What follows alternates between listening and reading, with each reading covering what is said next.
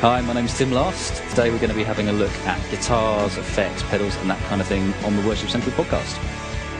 So a good sound starts with a good guitar and a good amp, but also there are a lot of things you can put in between them. The basics really are covered by two effects, distortion and delay. And these two effects really cover most of the bases that you'll need, certainly for playing worship music. So let's have a look on my board here.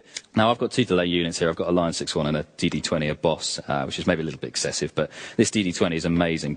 Handy, useful little unit. Now in delay there are a few different delay types. The first I would say that you might want to use is analog.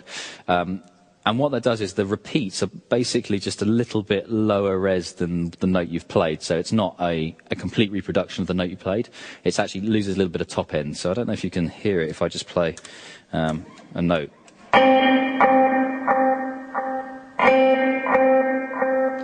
So you can hear it sort of decays away a little bit. And that's just quite nice when you don't want the notes necessarily to be too much a part of the sound. Now the other type of delay which is quite handy is a digital one. Now digital delay is really just a kind of reproduction of what you've just played. So there you go. So it's not decaying so much away. Now also there are note values. Eighths and dotted eighths are probably the main ones that you want to use. So an eighth note will just stick with the rhythm, but dotted eighth, essentially the repeats will fall in between what you're playing if you play a certain rhythm. So just to give you an example of that.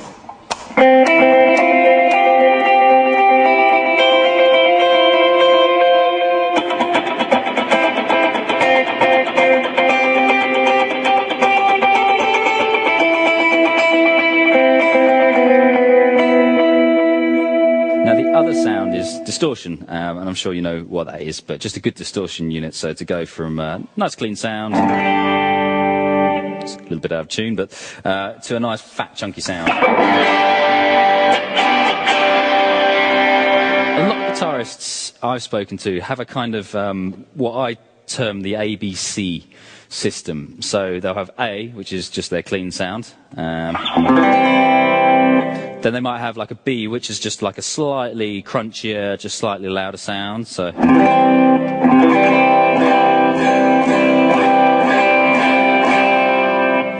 then they'll have a real heavy sound, like a nice chunky, which is their C sound. So something like this.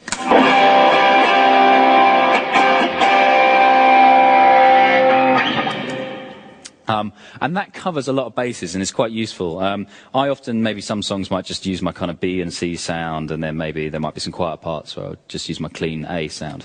But just having different stages of gain, different gain stages is quite important, because it just allows you to fit in with the mix and not be too loud at certain points. And I'd say that's quite an important thing to get hold of.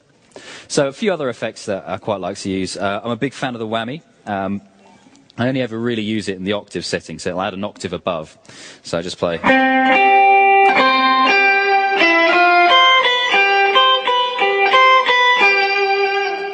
So that's a pretty cool sound, quite a fan of that. Got a tremolo on here as well.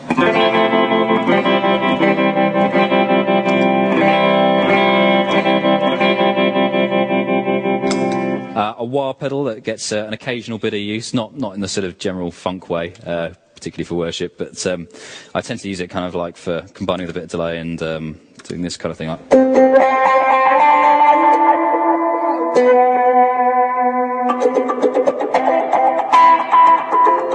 great thing is when you start combining effects, it can be quite fun. So if I, for example, pop on a bit of a dotted eighth delay, maybe a little bit of distortion and a whammy, we'll get something like this.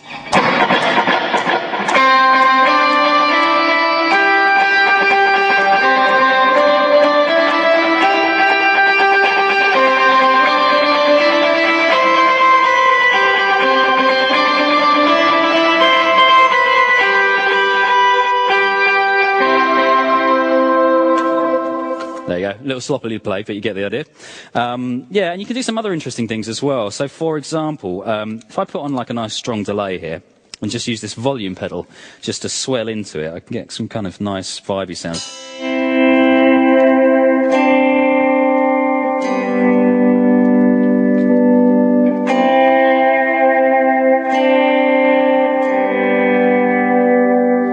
And what's happening is the delay is just carrying on what I'm fading into it. So So I can fade chords into each other, and it just sounds kind of cool. Another thing I like to do, just kind of my own thing, is I like to put on the reverb with 100% wet. So there's none of the original guitar signal coming through. And it just does something a little bit like this. Maybe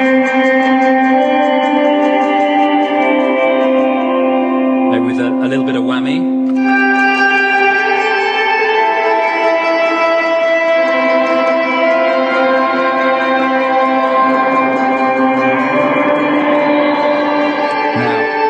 Delays, it's pretty important to make sure that you're in time with the drummer. Most delay units have a tap tempo on it, so you just tap it in time to whatever you're doing and the repeats come out. Oh. Particularly with dotted eights, because they're kind of real rhythmic sounds. So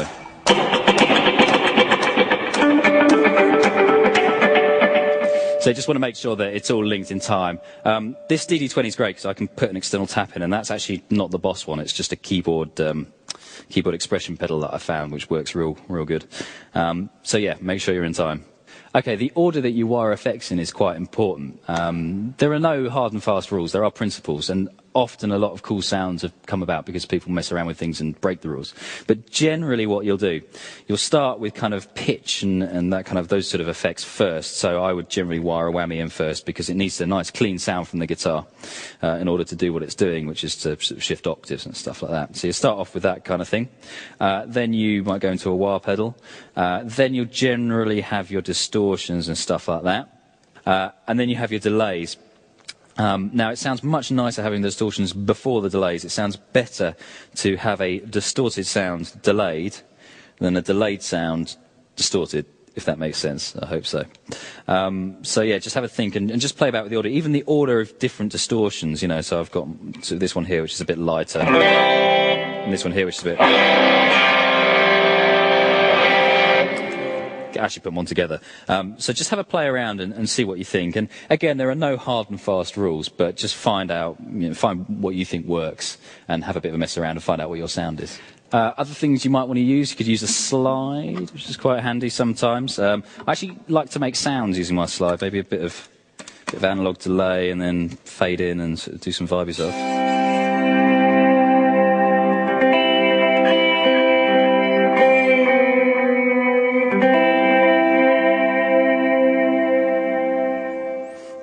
Or even an EBow, which you still see used sometimes. Just excites the string when you pop it over, so it just makes it resonate.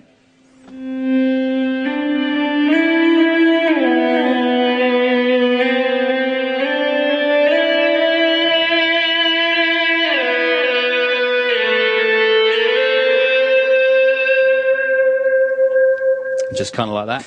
Different pickup positions also make a bit of a difference on the sound. If I put it on the neck pickup of this old telly that I got, this is a thin line, generally it sounds a bit mellow. In the middle. And the bridge is a bit harsher, so that makes a bit of a difference in tone as well. I tend to keep it in the centre there. It's quite nice for jazz.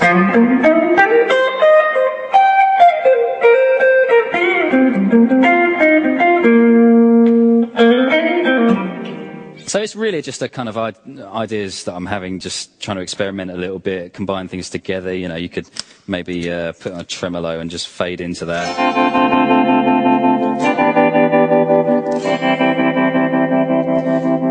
You know, so mess around, try different things out. The other thing is, you know, I've gone through quite a few pedals in my time, and if I'd learnt a scale for every pedal I bought, I'd probably be a much better guitarist. So keep up with the theory, and you know, sounds are all cool, but learn your scales. Yeah, so I hope that's been useful. This is a Worship Central podcast. See you soon.